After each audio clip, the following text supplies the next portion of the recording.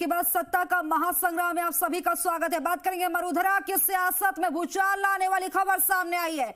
पूर्व सीएम अशोक गहलोत के ओएसडी लोकेश शर्मा ने किए बहुत बड़े खुलासे। फोन टैपिंग मामले पर ओएसडी लोकेश शर्मा ने कई बड़े खुलासे किए हैं। गहलोत के कहने पर फोन टैपिंग के ऑडियो किए थे वायरल। ये कहा खुलासे में, ऑडियो टेप मुझे अशोक गहलोत ने एक पेन ड्राइव में दी और कहा था कि इसे मीडिया तक पहुंचाओ। राजस्थान में पेपर लीक भी गहलोत की नाक के नीचे हुआ। सचिन पायलट और गजेंद्र सिंह शेखावत को लेकर इस दौरान कहा, सचिन पायलट का फोन भी सर्विलांस पर था। अशोक गहलोत ने सचिन पायलट को बदनाम करने में कोई कोर कसर नहीं छोड़ी। संजीवनी घोटाले में गजेंद्र सिंह शेखावत को किया बदनाम। ये बड़ी खबर, देखिए बड़ा खुलासा किया। इसके बाद जाहिर तौर पर प्रदेश की सियासत में भूचाल आना लाजमी है, क्योंकि कई सारे बड़े सवाल खड़े हो गए हैं। जहां अशोक गहलोत को पूरी तरह से कटघरे में खड़ा कर दिया। पूर्व सीएम अशोक गहलोत के ओएसडी हैं लोकेश शर्मा, जिन्होंने ये बड़ा खुलासा किया है। फोन टैपिंग मामले पर ओएसडी लोकेश शर्मा ने बड़े खुलासे किए हैं। गहलोत के कहने पर फोन टैपिंग के ऑडियो वायरल किए थे। बड़ा खुलासा करते हुए कहा, ऑडियो टेप मुझे अशोक गहलोत ने एक पेन ड्राइव में दी थी। मुझे ये पेन ड्राइव और एक ये टाइप पेपर दिया। इस पेन ड्राइव में वो तीनों ऑडियो क्लिप्स थी, जिसको मैंने आप सभी के माध्यम से जनता तक पहुंचाया। ये वो पेन ड्राइव है और ये वो एक स्क्रिप्टेड टाइप्ड पेपर है। आप सभी को याद होगा कि उस दिन मैंने ऑडियो क्लिप्स के साथ एक ये पेपर भी भेजा था। इस पेपर में कथित रूप से गजेंद्र सिंह शेखावत जी, जो तत्कालीन केंद्रीय मंत्री थे, दिवंगत हमारे विधायक भंवरलाल शर्मा जी और एक कोई संजय जैन, इन तीनों की बातचीत का हवाला दिया गया था। सब लोग एकत्रित होकर अपनी बात को कहने के लिए वही तरीका हमें मुफीद लगा। हम लोग इकट्ठे हुए और आला कमान तक अपनी बात पहुंचाना चाहते थे। लेकिन जैसे ही मुख्यमंत्री अशोक गहलोत को पता लगा, तो ये सारा का सारा षड्यंत्र रचा गया।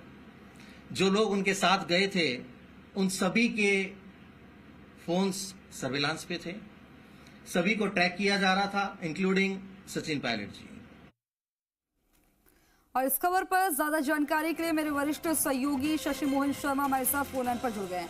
शशि, जाहिर तौर पर भूचाल लाने वाली खबर है, क्योंकि देखिए कि आज ही चुनाव प्रचार प्रसार जो है उसका शोर खत्म हुआ। 26 तारीख को वोटिंग होनी है और इस बीच पूर्व सीएम अशोक गहलोत के ओएसडी ने ये बड़ा धमाका किया। ये जिस तरह से खुलासे किए, इसके बाद क्या कुछ रंगत हो सकती है, क्या चुनाव पर असर पड़ सकता है, और इस खुलासे के बाद क्या कुछ सवाल उठने लाजमी?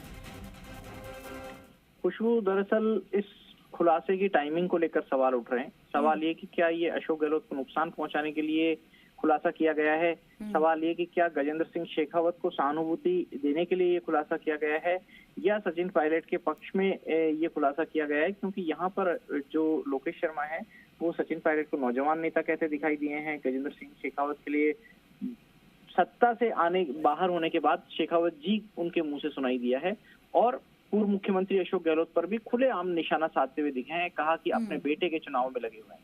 दरअसल अब आप देखिए, जो अशोक गहलोत के खिलाफ मानहानि का मुकदमा दिल्ली में चल रहा है राउज एवेन्यू कोर्ट में, उस मामले में पेच और फंस सकते हैं। साथ में ऐसा लग रहा है कि लोकेश शर्मा जब सरकारी एजेंसियों को ये दस्तावेज देने के लिए तैयार हैं, तो वो सरकारी गवाह बनने के लिए भी तैयार होंगे। राजस्थान की जो जांच एजेंसियां पेपर लीक को लेकर जांच कर रही हैं, वो अपनी रफ्तार बढ़ाएंगी। दिल्ली की जो एजेंसी है सीआईडी के पास में, जिस तरीके से जांच है क्राइम ब्रांच के पास में दिल्ली में, वो अपनी रफ्तार बढ़ाएगी और अशोक गहलोत के खिलाफ कुछ और सबूत लोकेश शर्मा आने वाली जो 7-8 मई को उनकी तारीख है वहां पर दे सकते हैं। इसी के साथ अशोक गहलोत की परेशानियां भी बढ़ सकती हैं, क्योंकि पार्टी आलाकमान के खिलाफ किस तरीके से षड्यंत्र रचने की बात आई वो लोकेश शर्मा ने कही है। हालांकि जब आप किसी सिस्टम के भीतर होते हैं और तब अगर आप ये सवाल उठाते हैं तो अलग बात होती है, और जब आप उस सिस्टम से बाहर निकल जाते हैं उसके बाद में इस तरीके की बात करते हैं तो उनको अलग नजरिए से देखा जाता है। तो इन सब चीजों को देखकर लगता है कि अशोक गहलोत भी अपने बचाव के लिए कोई तरीका रख रखा होगा उन्होंने, सवाल ये भी उठते हैं कि अगर अशोक गहलोत ने फेस टाइम कॉल पर बात की तो वो कैसे रिकॉर्ड हुआ, अगर उन्होंने व्हाट्सएप कॉल पर बातचीत की तो वो कैसे रिकॉर्ड हुआ। ये सवाल सारे इसलिए उठ रहे हैं क्योंकि आमतौर पर कोई भी मुख्यमंत्री इस तरह की सावधानी, इस तरह का एहतियात रखकर बातचीत करता है कि उसकी बातचीत रिकॉर्ड ना हो। और जिस तरीके से ऐसा लग रहा है कि सामने हो रही बातचीत के भी कुछ रिकॉर्ड्स आए हैं, तो उसे देखते हुए ये भी लगता है कि क्या सीएम हाउस की सिक्योरिटी के संज्ञान में ये चीज जानकारी में थी। शशि जी, आप हमारे साथ बने रहिए और हमारे साथ किरोड़ी लाल मीणा जी हमारे साथ जुड़ गए हैं। मंत्री जी, आपका बहुत बहुत स्वागत है। अब ये देखिए कि पूर्व सीएम अशोक गहलोत के ओएसडी का ये जिस तरह से ये खुलासा है, इस पर आप क्या कहेंगे? आपकी पहली प्रतिक्रिया क्या है? देखो, डीपी जारौली पर प्रमाणित आरोप मैंने लगाए थे जब मैंने पत्रकार वार्ता की थी, और उसके बाद डीपी जारौली ने मेरे पे ये करके घेरा था कि ये केंद्र को खुश करना चाहते हैं मंत्री बनने के लिए। अगर यह आरोप सिद्ध हो जाए तो मैं मेरी पूरी जो प्रॉपर्टी है उस सरकार को कर दूंगा। आरोप सिद्ध हुए और उसको सरकार ने आनंद फानंद में बर्खास्त किया, लेकिन आज तक गहलोत सरकार ने उससे कभी पूछताछ नहीं की। अभी बर्खास्त ही चल रहा है।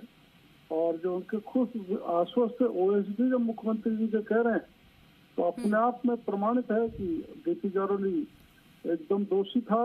वो पेपर लीक करने में था, उसके साथ राजीव गांधी स्टडी सर्किल के लोग थे। लेकिन मंत्री जी, टाइमिंग को लेकर सवाल उठ रहे हैं कि ये टाइमिंग क्यों चुनी है? ये टाइमिंग को लेकर ऐसा तो नहीं फायदा पहुंचाने के लिए को इस तरह के सवाल उठने लगे हैं? ये तो वो जाने है, लेकिन 4 साल पहले मैंने ये मुद्दा उठाया था और जो प्रमाण मैंने पेश किए थे मीडिया के सामने, उसके आधार पर उनको बर्खास्त किया था। लेकिन उससे उस समय एसओजी ने कोई पूछताछ नहीं की। अब एसओजी शायद उससे पूछताछ करेगी तो सच्चाई सामने आ जाएगी। लेकिन मंत्री जी, जाहिर तौर पर जो है ये देखा जा रहा है जिस तरह से कई तरह के शब्दों का इस्तेमाल किया गया, गजेंद्र सिंह शेखावत के लिए जी करके इस्तेमाल किया। जब अगर वहां रहते उस वक्त तो ये भी कहा जा रहा है कि ऐसा तो नहीं है अशोक गहलोत की छवि को खराब करने के लिए ये एक तरह का षड्यंत्र। ऐसे सवाल उठ रहे हैं, इस पर आप क्या कहेंगे? इन सवालों पर आप क्या कहेंगे? मामला गहलोत की छवि खराब या अच्छा करने का नहीं है। मामला ये है जिन्होंने लाखों बच्चों के भविष्य के साथ खिलवाड़ की है और माध्यमिक शिक्षा बोर्ड का अध्यक्ष उस पेपर लीक में शामिल हो, तो ये तो युवाओं के भविष्य के साथ खिलवाड़ है। वो उनके साथ उनसे इनका क्या लेना देना? कोई गहलोत साथ तो मिले हुए थे क्या इनसे? अगर गहलोत साथ मिले हुए तो अब ये खुलासे के बाद बीजेपी का क्या एक्शन होगा? एसओजी को काम करना चाहिए, एसओजी को कार्रवाई करनी चाहिए। जी सर, बीजेपी क्या किस तरह के एक्शन लेगी? क्योंकि देखिए जो खुलासा हुआ है, अगर इसकी जांच पड़ताल की कोई बात सामने आई, उनके अंदर खाने में तो देखिए पूरी तरह से खलबली मची है इस खुलासे के बाद कांग्रेस में, क्योंकि इसमें सचिन पायलट का जिक्र है कि सचिन पायलट की छवि खराब करने की कोशिश की गई, किस तरह से षड्यंत्र रचा गया, ये खुलासे किए गए हैं।